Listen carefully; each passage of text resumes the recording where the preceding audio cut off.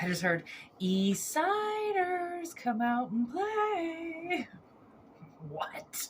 Oh my God, I haven't heard that song in so long. What song is that? Oh, now I'm going to have to listen to that. Is that...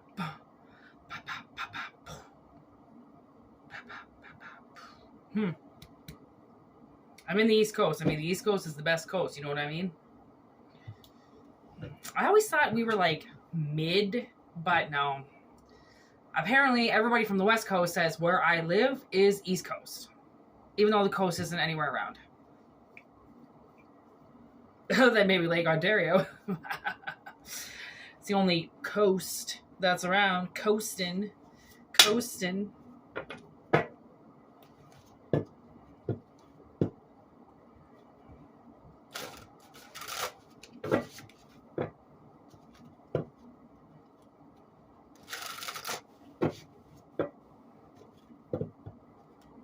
I got this Coldplay song in my head. Won't go away, but I had it in my head before the reading, so here we go. What is the info? See, it's nice. All you gotta do is just ask the right question, you know? We got combination, mask, and twins. Ooh, you know what I got right away is someone's pretending to be your twin. And it's because this person's really sick. Yeah, that's actually really what it is. Is there anything else? What's on the bottom? Yeah, okay, I'll take that. Okay. All right. Okay, so. Very kind of like straight up message today about how psycho people can be. This person, from the looks of it, you're dealing with somebody who has an illness. Okay, this person is sick, and they're almost delusional. Okay, at this point,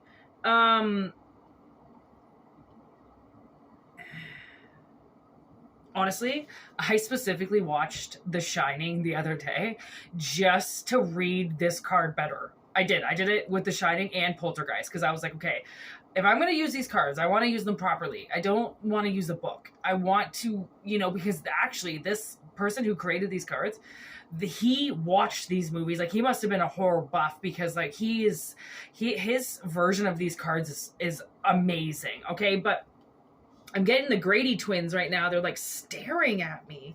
And I forgot that Danny saw them immediately in the hotel. Like, that's one of the first things he sees is the girls. Okay. And the girls are trying to lead him into basically death. They're trying to get him to follow them, right? To probably most likely room 237. It doesn't really specify too much. Again, it's Stephen King's mind. He's got a very intricate mind, also a very sick mind, which is where this illness comes from as well, right? It's like when people are sick in the mind, right, then their mind can play tricks on them. Okay. And I feel like somebody's very sick in the mind. Okay. And they have, I don't know if you're seeing them in your dreams or if they are seeing you in their dreams, but they're trying to combine with you. I wouldn't be surprised if they have like a piece of your hair or some of your blood or something like that. They went through your garbage. They got your DNA in some way. They're trying to like mix you with them.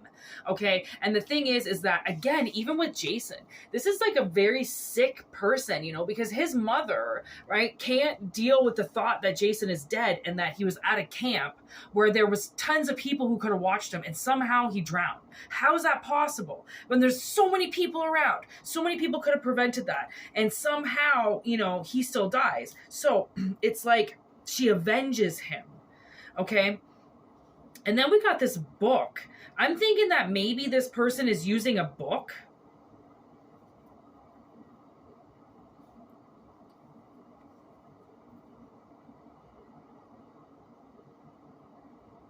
Because, now we even have Leatherface here, and I'm like, you know what they did to Leatherface? Like, they tortured him. Like, they made him attack people. right? They made him do things. And like now we got harvest, someone avenging something.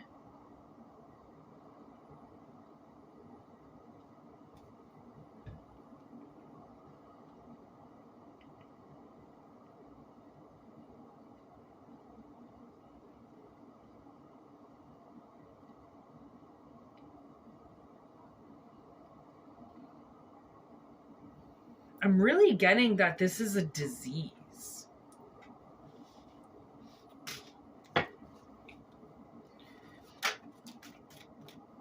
Yeah, look at, for twins, we've got Knight of Flames, lover. So this is somebody who is, has, I think, a little bit of an obsession with you. Be careful. People are crazy. They're mad and they're fighting. Okay. So this person is crazy, like in a sense where they're just not listening to themselves or listening to, God, I don't know if they're listening to this book. But what they did was they opened up something, okay? And it's like, maybe that's why I brought into Poltergeist, because Frank opens the box, right? He just can't help it. He needs to continue to push the boundaries, right? And then what happens to him? He ends up in pieces, right? So I feel like maybe somebody, maybe somebody was trying to lead you down a dangerous path with them, right? Because they were sick, they're diseased, they were trying to get you to like maybe clear them or cure them. And then when you didn't, and you didn't respond to this person, then that's where I think they started going like loco a little bit. Okay, clearly maybe this person does not have a very good does not deal with like deception well, or like know very well. Okay, so this person is like, this person starts to fantasize about you and starts to dream about you, right? Because they're already trying to fight for you. If it was real love, then they wouldn't be doing this, okay? But it's not. It's fake. So they're almost trying to overwork it to make it fit, okay? So now it's like, the thing is I think you should stay away from this person. I don't know if you know who I'm talking about, but I'll bring up some cards anyways to see who this person is. But I'm getting the fact that you should stay away from this person. Okay, that it's coming up to their harvest season. It's coming up to, they have to make it or break it with you. Like they have to do that. Something has to break with you. And if it doesn't, if it goes in the negative way, then this person is going to get even worse. Okay, so I think the universe is kind of like making somebody almost pay attention to this, so then they don't go near them. Okay, it's almost going to be like somebody that's just trying to do too much, like they're gonna be that energy that is just way too obsessive compulsive. Like, we need to be together, we belong together, we're one together, without you I'm nothing, I'm going crazy, I see you in my dreams, I don't know what to do. And it's like they're letting it possess them, like they're letting it they're bringing it in too much. And that's where it's like, that's where you kind of really got to draw that line where you have to protect yourself, because this thing is right outside your door. Right, this thing is can get you at any time, and it's sick and it's not good, and just with one bite will infect you, with one bite, right? So you have to keep yourself safe. You have to do what is best for you in this situation, so then you don't die, right?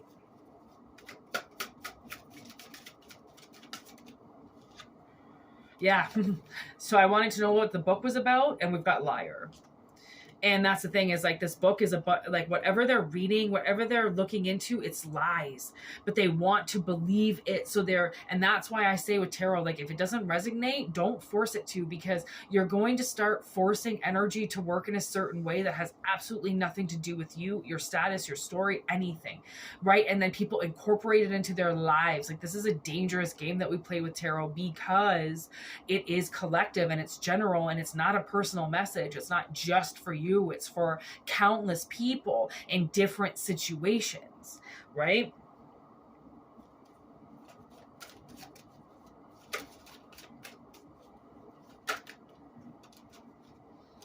Okay, so I was wondering what the dinner card was about, and we've got the Lighthouse card in reverse with accidents.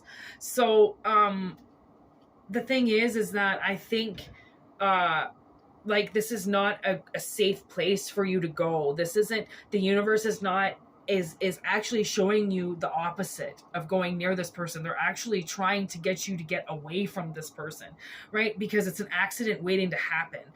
It's like driving, it's like you get into their car and then all of a sudden all the power goes and they've got no lights. Would you trust them? Probably not. You don't even know them. It's a dangerous situation to get put into all of a sudden, because you don't know all the answers. You don't know everything that's going on, right? Because of this, even with this person and how sick they are, like, they might not be saying much to you, right? But you can feel it. That's the thing, is when you get that bad feeling, like, why am I doing this? Like, something feels off with this. Like, I don't, now I'm getting Danny from The Shield. She goes to go on a date, a blind date with this guy. And she doesn't really know him. I remember she doesn't know him. Like, she knows him like through a friend or something. And she puts her gun away. She opens up the door. She takes one look at him. And then she turns around and she goes back. She grabs her gun and she puts it in her purse. Right? Because it's like, now she realizes that even if she's a cop, it doesn't matter. You can still get hurt. You can still get attacked like anybody else. It doesn't matter. No one's superior to getting somebody obsessed with them. Like, unfortunately, I mean, I knew this one chick, she got so obsessed with this cop that she was basically, from what I heard, she was like summoning this cop to her. And she was doing some of the worst magic I have ever seen possible. And she was like, well, I don't care. He's going to date me. That's what she was saying. She'd be like, he's going to date me. I don't care what he says. And he was like going through a divorce at the time. And she was like, I don't care how long I have to wait. He always comes in here. No matter what, I'll get him.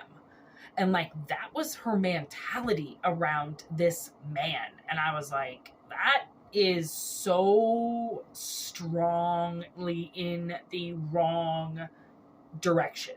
Like, why would you say you don't care that he's going through a divorce? You don't care about his feelings. You don't care about him. You're going to date him regardless of what he thinks. Like, that was basically what she was saying. And I was like, okay, well, that's why I stopped being friends with her fucking 15 years ago, 20 years ago, because I do not think that way, feel that way, act that way.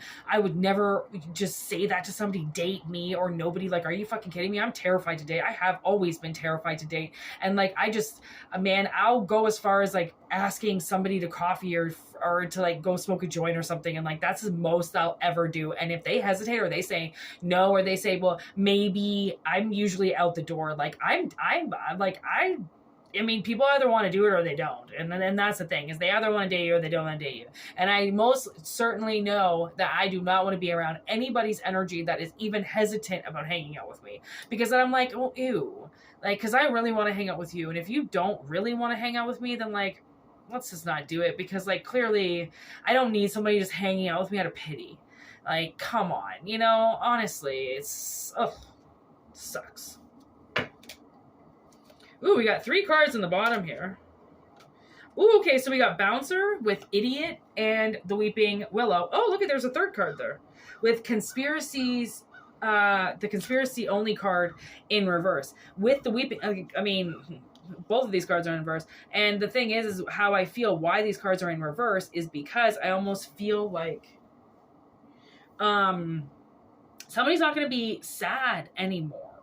Okay. The thing is that maybe this person thinks that, like, maybe they're really depressed and they think that if they get with you, they're going to be happy. And unfortunately, that is kind of like, yes, okay, that is nice to know. But at the same time, if you're not really happy in your life, then adding somebody to that is not going to be the best thing in the world. Like, honestly, just to live for something else. And like, if you don't really like your life, if you're really not happy with your life, then like, please don't date somebody to try to get happy with your life, right? Because it's just like, that's a lot to put on somebody's shoulders. Like, oh, okay, so if I don't make your life better, then, you know, in a complete 180 way, then we can't be together. That's a lot to put on somebody's shoulders that doesn't even know you, right? Let's be real. Okay. So I feel like this person is kind of dumb, you know, like they really feel like by loving you, it's going to make it better, when this person is fucking crazy. Okay. Like they fly off the handle. They're mad all the time. They want to fight with people. Right. And they really can't stand when things are taken away from them.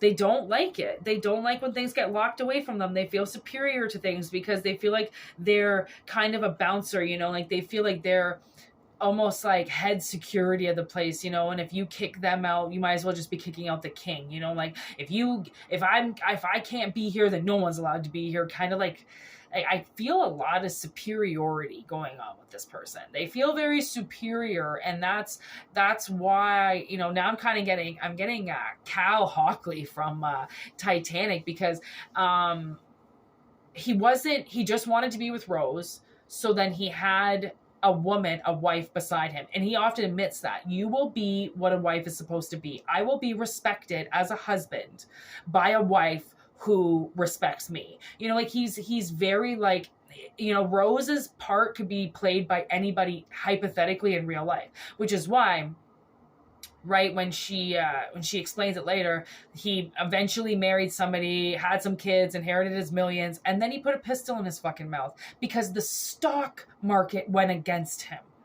Right? Like, that's not a guy who really wanted to have kids or raise a family. That was a man basing his whole life over money. Right? He was still going to be mad. He was still going to be crazy. It didn't matter. So I almost feel like this is a role, like you're playing, you could possibly have played a role, or you will play a role in somebody's life that is replaceable by anybody. It's just a chess piece to the game. That's all it is. You're just a move. Right? And that, why would anybody want to be that way in a relationship, right? Some people do. Some people want mechanical relationships. That's what they want. And I agree with it and I disagree with it. It depends who you are, what you do, how, you know, like, it doesn't really matter how I feel about it or not, right? But I'm more, you know, I do it differently. Put it that way. I just do things differently. And it's because I want to do things differently. Right? I don't want to do things like I see everybody else do, because I see them at the end of the day and I wouldn't want to be them. So if I wouldn't want to be them, why would I want to follow the things that they were doing if I don't want to be anything like them? Right? So this person is, I mean, Spirit is really saying, like, this person is really deaf, dumb, and blind, and they're covering up a lot of things, and they've got a lot of theories towards things, but it's all theories that basically go around healing. You know, it's not good healing this person. This is an enablement with a personality, and nobody says anything. Everybody just allows it because of whatever it is status that they have.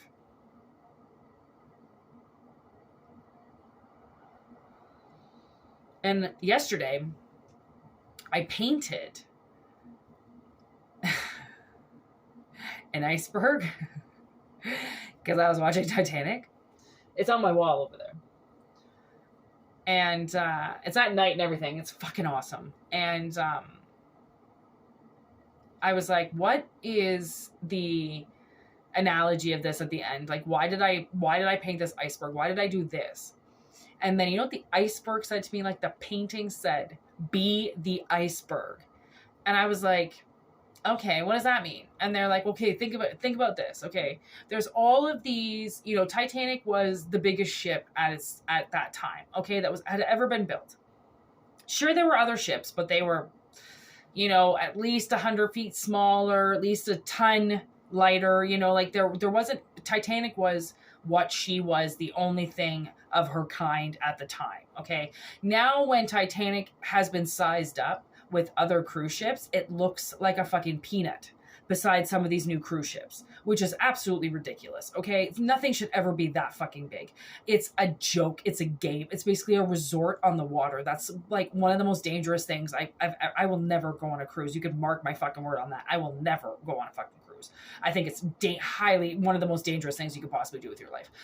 Anyways, and the Iceberg was like, okay, so basically at this point in time, ships have become like guys measuring their picks. I was gonna say penises and then say dicks, and then it came out picks. So let's keep it at that, okay? They're measuring their picks, and you know, because everything's a measuring contest with men. That's what they want to do, but it's with women too, i.e., boob size, okay, and hair length, and the most stupidest things, booty size, and dumb things, right? So these male energies, okay, they're not just males, they're females as well, but these masculine energies, okay, they're measuring dick sizes. That's what they're doing. And one gets measured up against the next, and then the ones that think that this is the biggest is the best, okay? If it weighs the best, it's the biggest, it does the most, it's the ruler of all, okay? Then it comes up against an iceberg, which is one of the most intelligent things. Because what you see on the surface is incomparable to what is below. Okay. And, you know, what they do is they provide protection for a lot of sea animals that are being chased in the sea. Okay. They are fresh water. Hello. And I mean, there's a lot of things that icebergs do, to be honest. And like, if we run out of them, we're basically running out of water, is what they say. So glaciers make water, right? They give humans water. But what the male energy can't seem to grasp is it is not stronger than Mother Nature, i.e., the feminine energy. It is not stronger than that. It is actually weaker. Hence why men beat women, right? It's like a size me up, right? And I'm not saying that without women we'd have nothing, because without men we'd have nothing. That's the thing. But what I'm saying is the female energy is more powerful than the masculine energy. And that's why the feminine energy doesn't have to show it. She doesn't have to try. It just happens, right? With one word, a feminine can break down a man's ego like a tree falling in a storm.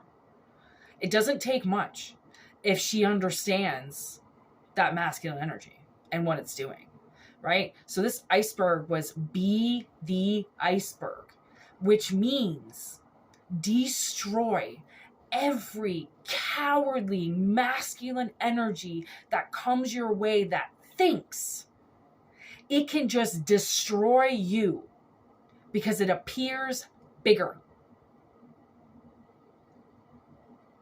When we all know women's strength lies truly in them. They do not show it.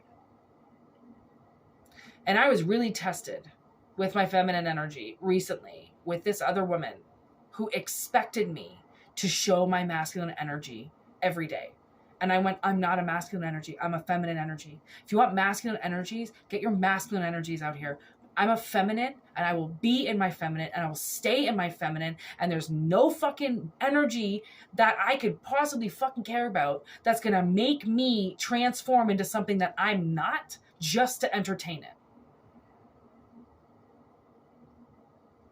I think a lot of this wisdom is coming from the cedar tree right now. I think you're talking, aren't you?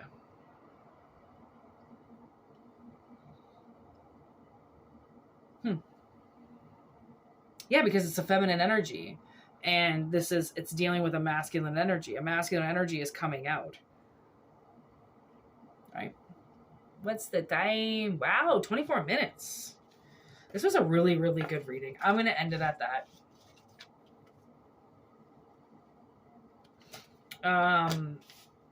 You know, take what resonates, leave what doesn't. It's not going to resonate with everybody, but it will resonate with some, okay? And Oh my gosh, look at the perfect storm on the bottom.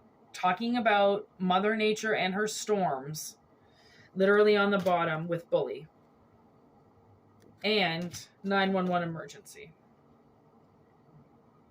Like, they're really, I do think the universe is trying to really tell you something. It's trying to get you to notice something, you know, pay attention to something, that something is not right, that just because somebody likes you or shows you attention, it doesn't mean that it's a healthy energy, right? Like, trust your instincts, trust your gut, right? Trust your discernment. Okay, gaslight, are you here, right? Trust yourself, trust your instincts, tap into yourself, because your body is really wondering if you're there. Are you paying attention to what it's trying to tell you?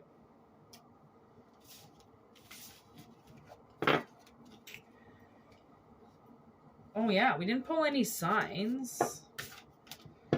I feel like I'm just gonna put this up as a collective message. I've been pulling a lot of signs recently, and I feel like this is a collective message for sure.